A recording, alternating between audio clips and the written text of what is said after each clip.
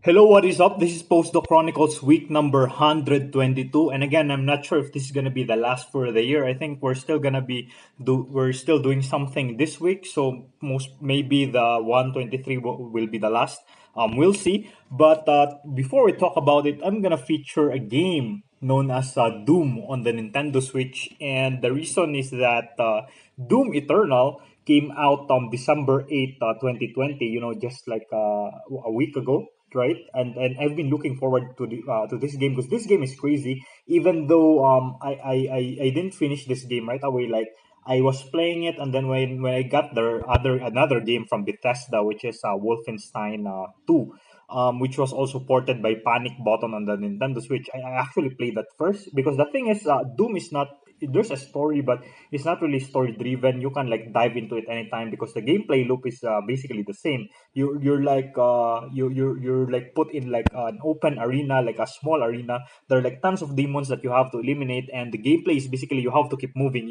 It's unlike the other shooters that you play, like typically where you have to hide and then you pick and then you shoot and stuff like that. No, in Doom it's not like if you stay, every demon's gonna be targeting you. You're dead like in a few seconds. So you have to keep moving. Like you move in this location, like kill a demon, move in the other location, kill a demon. So it's very cool. And yeah, I was able to finish it and this one. And in fact, I'm replaying it, to collect all this, the little action figures that you can pick up on every stages, and then the secret stuff. So they're very nice. It's very nice to look for them, and it's not really that hard because there's like a very useful mini map. But yeah, Doom Eternal, I played a few first few minutes of this game. Very insane, man. A lot of new enemies, new demons. Now you're on planet Earth because I believe in the old one, in this one, it's set. If I'm not mistaken, it's set in Mars. When they basically opened the portal to hell, they attempted to like channel some sort of energy from that portal, and then everything went to hell literally. And there's a stage here that you even go to hell itself. So that's that. But here I'm still starting this game. But again, initially the first part is on planet Earth is basically overrun by demons. But very very nice, very action packed. So I'm looking forward to finishing this game here, one run, and then afterwards I'm collecting all the other secrets. But anyway, the big thing last week is that my funding, from DOST actually arrived finally. We've requested for that funding, even like I think mid 2019, something like that. When I learned that in my last leg of my postdoc, because again, I am supposed to do 3 years of postdoc before I return to NIP. DPAC was willing to fund, my last year of postdoc, but then it turns out that my funding before that, there's like some technicalities in the contract, and so even though Deepak was willing to channel the money through me, it's not allowed because of that technicality. So we had to look for some other funding. Dr. Garcia, our director, asked me to try out DOST.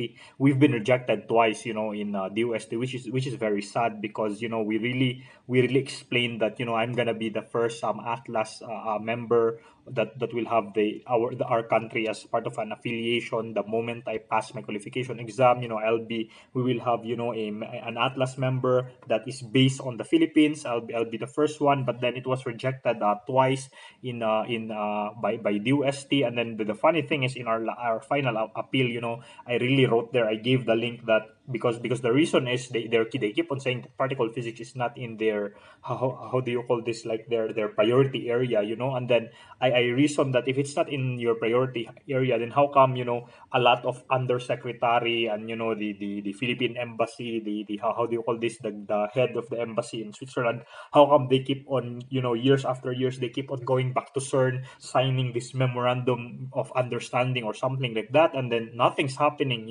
like 2012 they or as early as 2010 they signed something, and then 2018 they signed something, nothing happened, and then now they claim that it's not a priority, which is very funny. And then eventually, we really pushed it, and then eventually they agreed. Of course, that the amount is not that big, like it's not that big. And then the nice thing is NIP is nice, it was nice enough to maintain my salary that while I'm receiving DOST, because if it's just the DOST alone, I'm gonna be like I mean, the amount is it's not enough for my last leg of postdoc. But again, I'm not yet receiving my salary until now. It was supposed to start August.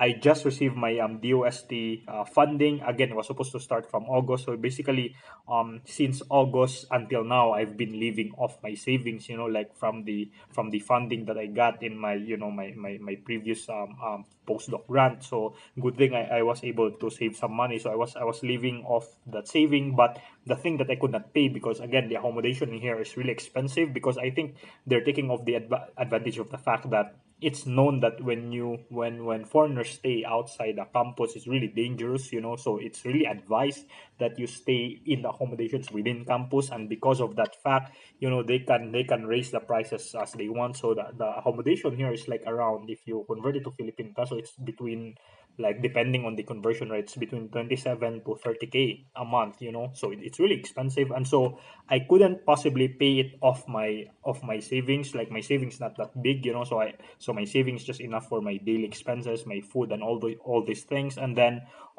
so since August until now, the accommodation people, they really kept on pestering me. Hey, you pay now, like, where's your money? And then I keep on telling them, oh, it's still processing. And the bureaucracy in the Philippines really takes so long. And then, yeah, and then the nice thing is that the person who was, one of the reasons why it was delayed, aside from the fact that it got rejected like twice, is because so now the contract, the how do you call this, the chancellor of UP Diliman has to sign the contract between DOST and University of the Philippines Diliman. So the chancellor's signature has to be there.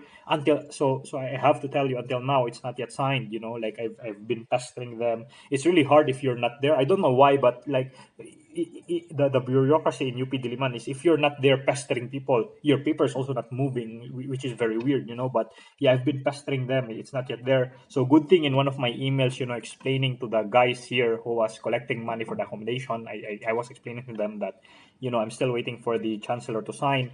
I CC'd the person, like the person assigned, to prepare the money and then put the money in the ATM, because she told me that the money is practically ready. They're just waiting for the signed contract by the chancellor before they can release the money. But then she saw, I CC'd her in that email of myself pleading to the accommodation people here, to please understand, like we're still waiting for the chancellor's signature. And then she said, sir, I think it will be fine if you just send the signed contract afterward, since the checks already put it in there, so you won't have a problem.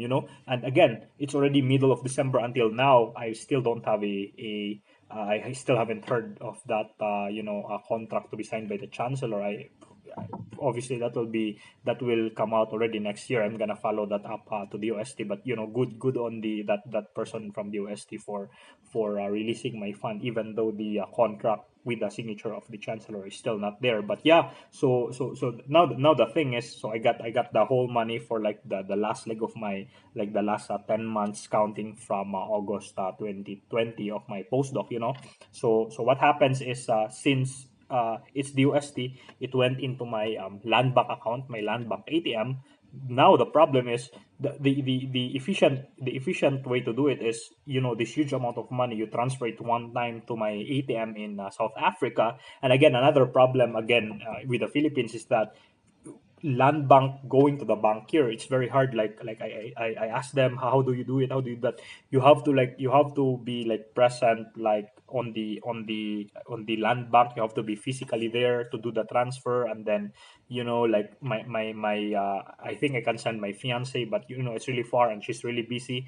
The branch that I have my account is in Bikutan, and my fiance is really busy. And again, even though, if we're going to transfer it, then again it will take, again, I don't know, maybe weeks before the money arrives. And the accommodation here really needs it ASAP, because it's already almost, the year is already closing. So they need to settle these accounts and stuff like that. And so what happens is, and again, it's really weird, because from here, when I send money, I send money to my family, from my grant that I received when I was starting here.